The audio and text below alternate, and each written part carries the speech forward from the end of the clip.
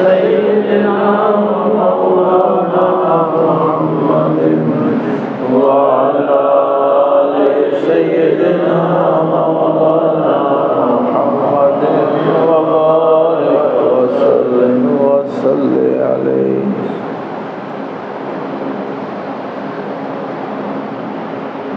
اللہ رب العزت کی حمد و ثنا کے بعد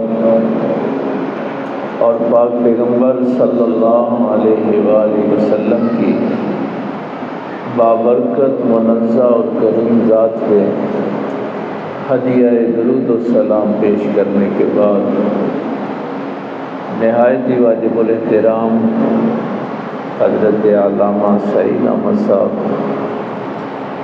دیگر معزز سامعین، بزرگوں، دوستوں، عزیز بھائیوں،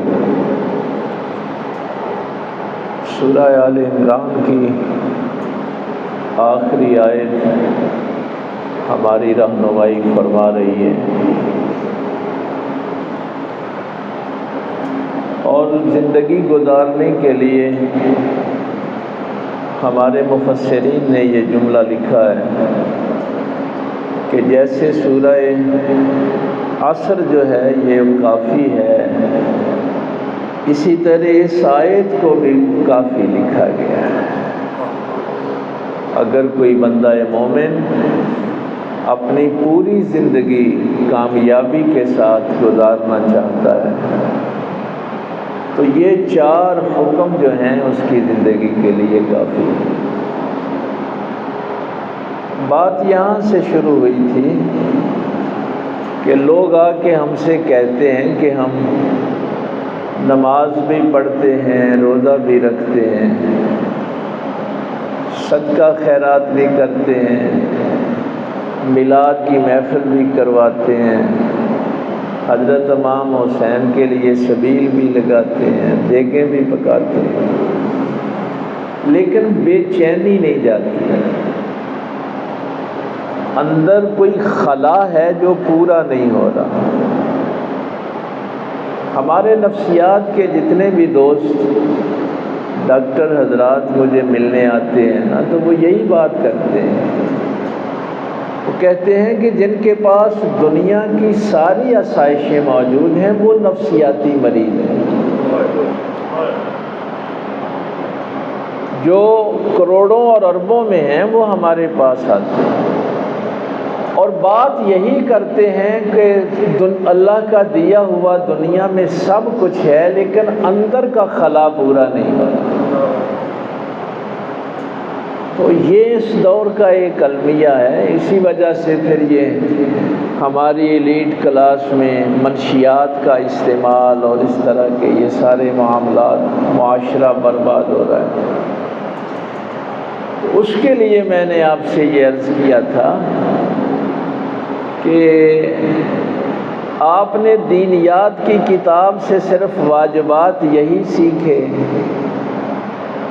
کہ نماز واجب ہے، روزہ واجب ہے، حج واجب ہے، صدقہ خیرات واجب ہے. قرآن کریم میں جہاں بھی امر کا صیغہ ہوتا ہے، کچھ مقامات چھوڑ کے، ہر مقام کی بات نہیں کر رہا، کچھ مقامات پہ چھوڑ کے امر کا صیغہ ہوتا ہی واجب کے لیے. اور یہاں پر بھی یا ایھا الذین آمنوا اصبروا، تو صبر آپ کی زندگی میں واجب تھا. جب تک آپ کی زندگی میں صبر نہیں آتا آپ کو اطمینان نصیب نہیں ہو سکتا. اور سورہ عصر میں بھی یہی تھا، وَتَوَاصَوْا بِالْحَقِّ وَتَوَاصَوْا بِالصَّبْرِ. اس کے لیے میں نے اشارے صرف 1-2 کیے تھے، اور میں یہ محسوس بھی کرتا ہوں کہ میں صرف کہہ دیتا ہوں، آپ اس پہ عمل نہیں کرتے. میں نے کئی دفعہ آپ سے کہا ہے کہ یہاں تفصیلاً گفتگو نہیں ہو سکتی. میں چند تفسیری اشارے کر دیتا ہوں، باقی آپ جا کے مطالعہ کیا کریں، تفسیر کی کتابیں خریدیں. آج کل تو سوشل میڈیا پہ یہ سہولت موجود ہے. تو اگر آپ صرف میرے تک رہیں گے تو آپ علم کیسے حاصل کریں گے؟ تو یہ اشارے کرنا ہمارا کام ہوتا ہے، علم تو آپ نے اپنے مطالعہ سے حاصل کرنا ہے۔ یہ نہیں کہ آپ ایک آدھا گھنٹہ یہاں آئے گے اور آپ کو شاید یہ سارا علم جو ہے وہ آپ، ایسا نہیں ہوتا۔ ہم نے تو صرف گائیڈ لائن دینی ہوتی ہے کہ آپ خود جا کے کسی تفسیر کا، سیرت کی کتاب کا، تاریخ کا مطالعہ کریں، اور پھر ان میں سے جو نئی چیزیں آئیں وہ ہم سے پوچھیں آ کے کہ یہ جو ہے یہ ہم نے نئی چیز سیکھی۔ تو یہ بھائی صبر، یہ بھی صبر کی ایک قسم ہے۔ تو دو چیزیں میں نے آپ کے سامنے عرض کی تھی، آج اس کو ذرا تھوڑا سا پھیلا لیتے ہیں۔ ایک ہے اللہ کی اطاعت میں صبر کرنا، یعنی اللہ تعالیٰ نے کوئی حکم دیا ہے، اس حکم کو ماننے کے لیے جو رکاوٹیں آتی ہیں ان رکاوٹوں کو دور کرنا۔ ایک ہے معصیت سے بچنے کے لیے رکاوٹوں کو دور کرنا، یعنی آپ کو بڑی لذت آ رہی ہے گناہ میں، آپ کسی کی غیبت ہی کر رہے ہیں، بڑا مزہ آ رہا ہے۔ آپ حرام کے پیسوں سے کوئی چیز خرید کے کھا رہے ہیں، آپ کو بڑا مزہ آ رہا ہے۔ تو حرام کاموں میں آپ کو آ رہا ہے مزہ، اللہ نے حکم دیا کہ اس سے منع ہو جا۔ آپ اس معصیت، اس گناہ سے بچنے کے لیے آپ اپنے نفس کو جو روکتے ہیں، یہ بھی صبر ہے۔ یعنی ایک تو اطاعت اور فرما برداری کے لیے صبر کی ضرورت ہے۔ یہ بھی ہوگا کہ یار ابھی مجھے نیند بڑی آئی ہے، میں کیسے فجر کی نماز کے لیے اٹھوں، میرے دوست بیٹھے ہوئے ہیں، میں کیسے نماز کے لیے اٹھوں، میرا بچہ تنگ کر رہا ہے، کیسے نماز کے لیے۔ یہ مثال میں نے دی تھی پچھلے جمعے آپ کو۔ تو فرما برداری کے لیے بھی آپ کو رکاوٹیں دور کرنا پڑتی ہیں، اور گناہ سے بچنے کے لیے بھی آپ کو رکاوٹیں دور کرنا پڑتی ہیں۔ ہاں، یہ کوئی ایسا آسان معاملہ نہیں ہے۔ تو اب ان دونوں چیزوں میں، وہ تین چیزوں کا میں نے ذکر کیا تھا، شہوت، غضب، غصہ جو ہے، اور حرص، لالچ، یہ ہمارے پرانے بزرگوں کو تو پتہ ہے، نئے بچوں کو نہیں پتہ، اس لیے کہ ان کو مائیں ایسی نصیب ہوئی جنہوں نے بچپن میں بچوں کو بتایا ہی نہیں۔ یہ جو پرانے بزرگ ہیں نا، ہماری مائیں چاہے ان پڑھ ہی ہوتی تھی تو وہ بچوں کو یہ ایمان مفصل جو ہے یہ بتا دیتی تھی، آمنت باللہ وملائکتہ وکتبہ ورسلہ، یعنی یہ سکھاتی تھی، یاد کروا دیتی تھی۔ چلو ترجمہ نہیں بھی آتا تھا تو یہ یاد کروا دیتی تھی۔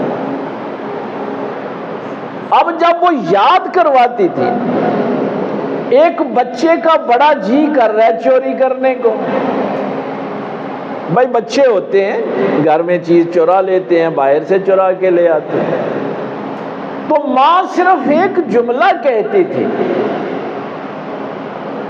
بیٹا تو نے کہا تھا آمنت باللہ، میں اللہ پر ایمان لایا ہوں، جو اللہ پر ایمان لاتے ہیں وہ حرام نہیں کھاتے، اللہ پر ایمان لانے والوں کے پیٹ میں حرام کا لقمہ نہیں جاتا۔ آگے سے بچے جب پوچھتے تھے، یہ میں اپنے واقعات آپ کو عرض کر رہا ہوں کہ یہ کہاں سے معاملہ شروع، یہ بے چینی معاشرے میں کوئی ایک دن میں تو نہیں آ گئی۔ کسی باپ نے بے صبری دکھائی ہوگی، کسی ماں نے بے صبری دکھائی ہوگی، کسی بھائی نے بے صبری دکھائی ہوگی، اس بچے نے اوورآل معاشرے میں بے صبری دیکھی ہوگی، تو وہ بچپن میں بچوں کو بتا دیتے تھے، بیٹا بھوکا رہنا ہمارے لیے اچھا ہے کہ ہم بے صبری کریں اور حرام اپنے پیٹ میں داخل کر دیں۔ ایک آمنتو باللہ سے وہ کتنی سرکشی سے بچوں کو دور کر دیتے تھے۔ یہ صبر کے سارے مفہوم، یعنی تکلیف اٹھانا، اپنے آپ کو باندھنا، جس بات سے اللہ نے روک دی ہے اس سے رک جانا، جس کے کرنے کا حکم ہے وہ کرنا۔ یہ صرف فارمیلٹی تو نہیں آمنتو باللہ، اور یہ بھی ایک عجیب تحقیق آئی ہے اس دور میں کہ یہ جتنی آپ کی ذہنی امراض ہیں نا، نفسیاتی جتنے بھی بیماریاں ہیں، یہ صبر کرنے والوں میں نہیں ہے۔ یہ بھی تحقیق ہوئی ہے، جو بندہ صبر کی کیفیت رکھتا ہے اس کے اندر یہ بیماریاں ہوتی نہیں ہیں، بے چینی ہوتی نہیں، پریشانی ہوتی نہیں ہے اس کو۔ تو باہر سے جو رکاوٹیں ہیں ان کو بھی دور کرنا، اور جو اندر سے خواہشیں زور مارتی ہیں ان خواہشوں کو بھی دور کرنا، ان رکاوٹوں کو بھی دور کرنا، ان کے سامنے کھڑے ہونا۔ یہ ایک دو اشارے اور تفصیلی رہ گئے، وہ میں انشاءاللہ ساتھ ساتھ چلتے رہیں گے۔ ساتھ جملہ تھا صابرو، آمن نصبرو و صابرو، یہ بھی امر کا صیغہ ہے۔ اس کو ہمارے مفسرین نے صرف اس حوالے سے لکھا ہے کہ جب کوئی دشمن تمہیں نقصان پہنچاتا ہے، تو جب دشمن کوئی نقصان پہنچاتا ہے تو اس نقصان کے لیے بھی تیار رہو، ذہنی طور پہ تیار رہو۔ بھائی تم نے بھی تو اس کو زخمی کیا ہے، تم نے بھی تو اپنے دشمن کو زخمی کیا ہے نا، کوئی نہ کوئی تکلیف تم نے بھی تو پہنچائی ہے۔ اگر وہ تمہارے زخم پہ صبر کر رہا ہے تو تم اس سے بڑھ کر صابر بنو، اس لیے کہ وہ تو اللہ کو نہیں مانتا، تم تو آمنتو باللہ کہتے ہو، تم تو اللہ پر ایمان لانے کا دعویٰ کرتے ہو۔ تو جو کوئی بھی کسی دوسرے کو صبر کی تلقین کرتا ہے، پہلے وہ خود اس سے بڑا صبر کرنے کے لیے تیار ہو جائے۔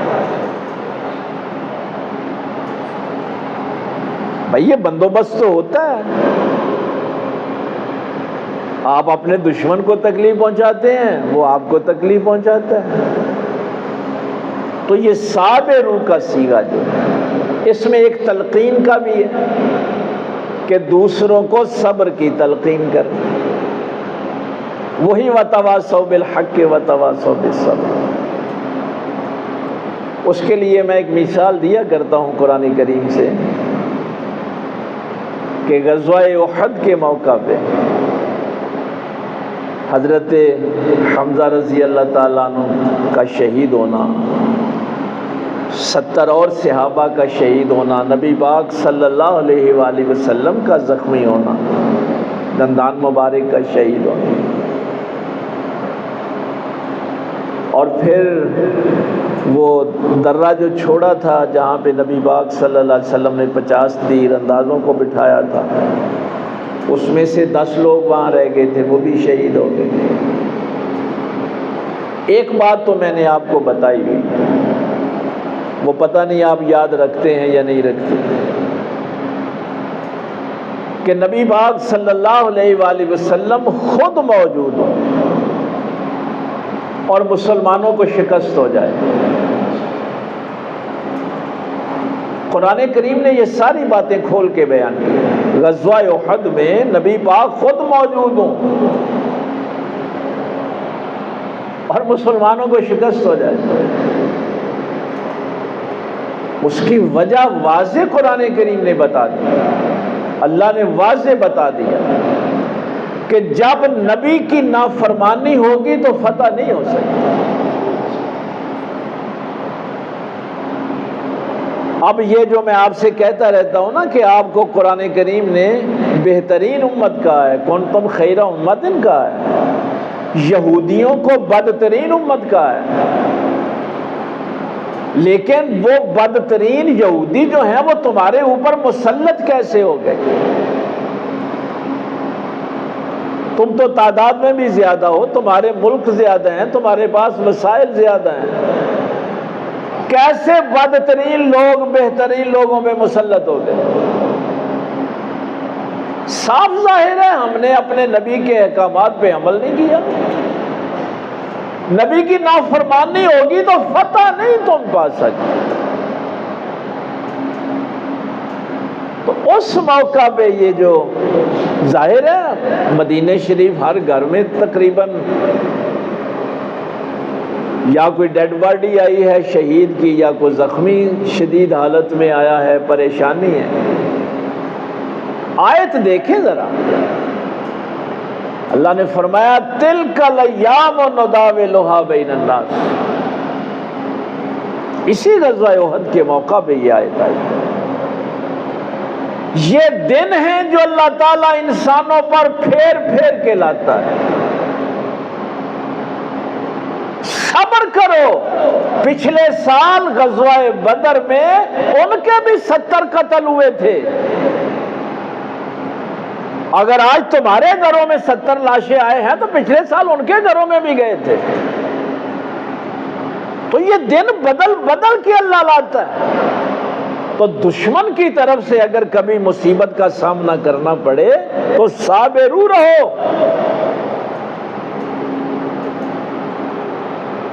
ہماری زندگی سے یہ چیزیں نکل ہی گئی ہیں، نہ خود صبر کرتے ہیں، جب خود ہی نہیں کرتے تو اولاد، مثلا ہمارے گھر میں اگر کوئی چیز نہیں ہے تو ہم کب کہتے ہیں کہ ہم حلال ہوگی تو کھا لیں گے ورنہ بھوکے رہیں گے، کوئی بات نہیں، اللہ کی نافرمانی نہیں کریں گے۔ یعنی ہماری زندگی سے صبر بالکل نکل ہی گیا ہے، جو واجب کے درجے کا تھا۔ کسی کو میں نے صبر کا کیا کہنا ہے اگر میں خود نہیں کرتا؟ آج کل تو عقل مند پتہ نہیں، زیادہ حرام کمانے والے کو عقل مند کہتے ہیں، جھوٹ بولنے والے کو عقل مند کہتے ہیں۔ ارسطو کی کتاب سے لے کے ابو علی سینا کی کتاب الشفا تک، فلسفے میں عقل مند ہمیشہ اسے کہا گیا ہے جو ضرورت سے زیادہ اپنے پاس نہ رکھے وہ عقل مند ہے۔ اور ہماری فقہ کی کتابوں میں یہ ہے کہ اگر کوئی بندہ مرتے وقت یہ وصیت کر جائے کہ یہ 1/3 حصہ عقلاء کو دے دینا، عقل مندوں کو دے دینا، تو اب پوچھنے کی ضرورت نہیں عقل مند کون ہے، دیکھ لینا جو ضرورت سے زیادہ اپنے گھر میں مال نہیں رکھتا وہی عقل مند ہے۔ اس لیے کہ جس کو یقین ہے میں نے مر جانا ہے وہ ضرورت سے زیادہ کیسے رکھ سکتا ہے؟ آج یہی دوڑ ہے نا بے صبری کی، میں زیادہ اکٹھا کر لوں، میں زیادہ، صبر ہی ختم ہو گیا۔ بہن بھائی محفوظ نہیں رہے، اب تو ماں باپ محفوظ نہیں رہے۔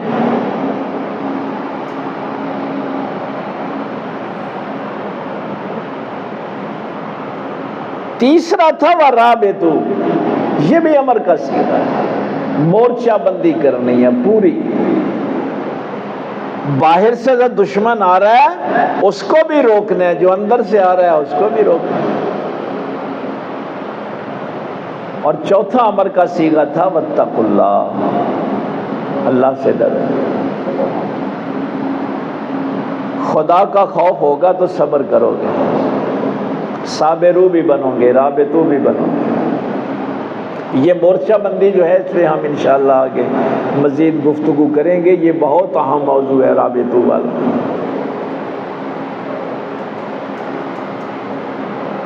جو اللہ سے ڈرتے ہیں نا وہی صبر کرتے ہیں۔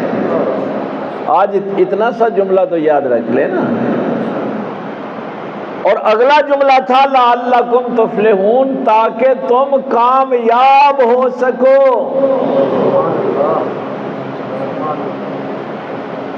ترقی نہیں، فلاح پا سکو۔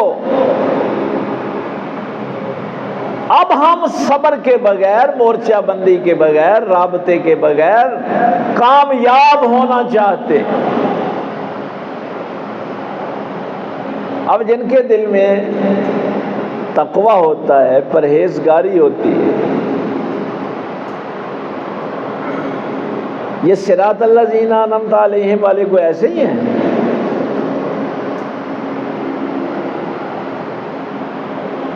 ابن ملجم نے جب سرکار مولا کائنات کو زخمی کیا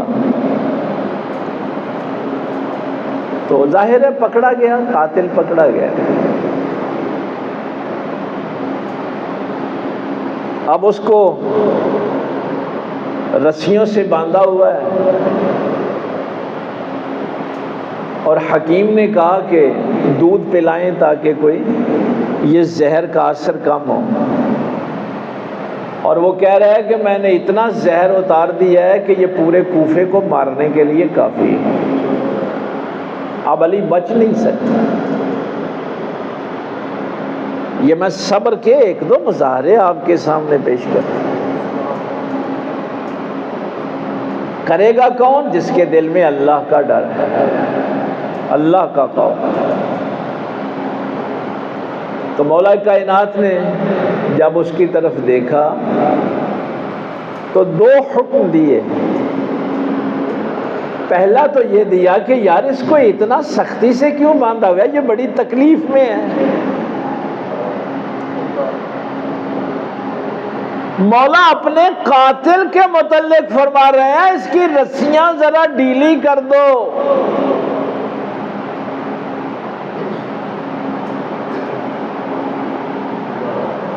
یہ صبر کا لیول کہاں تک ہوتا ہے؟ اپنی تکلیف ایک طرف،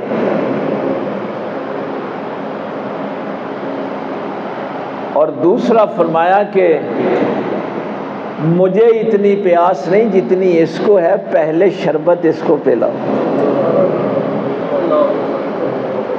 اب سمجھے تقویٰ کیا ہوتا ہے، پرہیزگاری کیا ہوتی ہے، صبر کیا ہوتا ہے، اور صاب روح کون ہوتے ہیں؟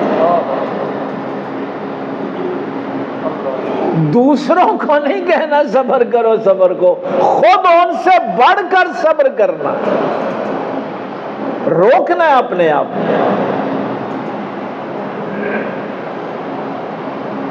ہمارے فلسفے میں یہ بات انسان کو حیوان ناطق کہتے ہیں، بولنے والا حیوان، لیکن وہاں یہ نطق سے مراد بولنا نہیں ہے۔ یہ کبھی کسی دن مجھے یاد کروانا، نطق سے مراد صرف بولنا نہیں ہے فلسفے میں، کیونکہ بولنا تو لوگ طوطوں کو بھی سکھا دیتے ہیں، وہ انسان تو نہیں بن جاتا۔ نطق سے مراد جو فلسفے والے لیتے ہیں وہ کہتے ہیں کہ ظاہری چیزوں کو دیکھ کر اس تک پہنچنا جو نظر نہیں آتا، عقل کا، شعور کا وہ معیار، اس کو نطق کہتے ہیں۔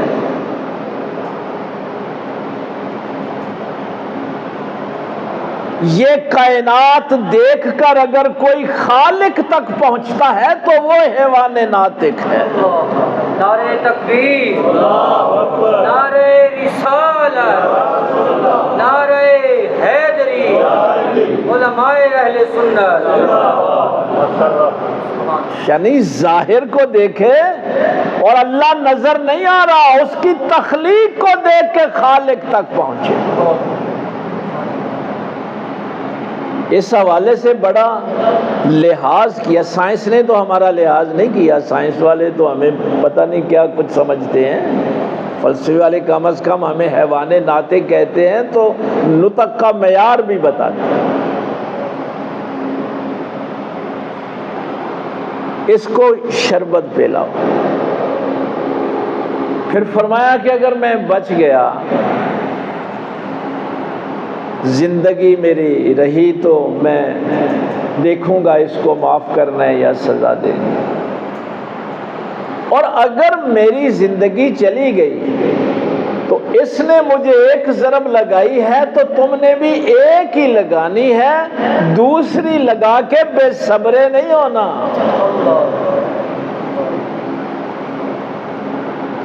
ہمارے ہتھے کوئی ہمارا دشمن چڑھ جائے تو ہم ایسی نصیحتیں کرتے ہیں، کیوں؟ تقویٰ نہیں ہے نا دل میں، صبر نہیں ہے۔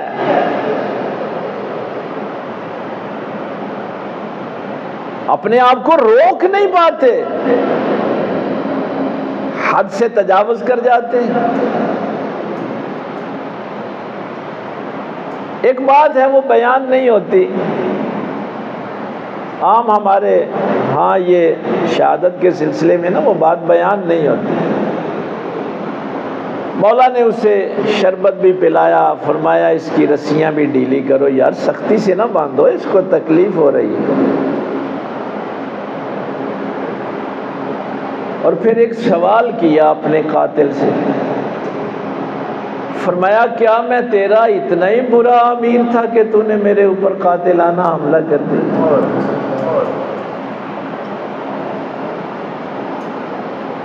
یہ میں جاتا ہوں محفلوں میں تو اس بات کا تذکرہ نہیں ہوتا، پتہ نہیں علماء کیوں اس جملے کو درمیان میں چھوڑ دیتے ہیں۔ بھائی پوچھنا بنتا ہے، بیعت جو کی ہوئی تھی، عبد الرحمن ابن ملجم نے مولا علی کی بیعت کی ہوئی تھی،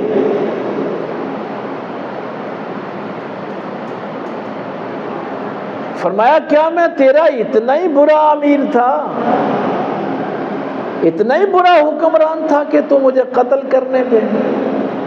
اور وہ اشارہ میں نے کر دیا تھا، وہی شہوت، غضب اور حرص، کہ جس عورت پہ عاشق تھا اس نے کہا کہ میں شادی تب کروں گی اگر تو علی کو قتل کرے، حق مہر میں یہ بات لکھوا لی، شہوت کی وجہ سے۔ لیکن جواب اس نے بھی بھائی بڑا کمال کا دیا۔ جب مولا نے پوچھا نا میں تیرا اتنا ہی برا امیر تھا، کہنے لگا نہیں، آپ سے اچھا امیر کون ہو سکتا ہے؟ آپ سے اچھا عادل کرنے والا، احسان کرنے والا کون ہو سکتا ہے؟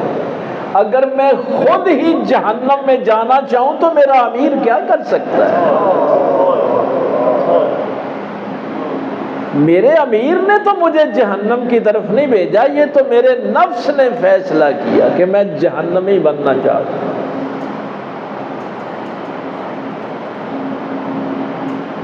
لیکن اسی کوفے میں وہی حرص اور لالچ جب انسان پہ غالب آتے ہیں، صبر نہیں ہوتا۔ یہ سارا کچھ کوفے میں ہی ہو رہا تھا نا، مولا علی کی شہادت کوفہ کی جامع مسجد میں۔ اسی کوفے میں آج پیغمبر کی بیٹیوں کو بھی قیدی بنایا ہوا تھا اور امام زین العابدین کو بھی اتنا تنگ کر کے باندھا ہوا تھا کہ لوگ جو تھے وہ ترس کھا رہے تھے۔ وہ تو قاتل تھا، یہ تو بے قصور تھے۔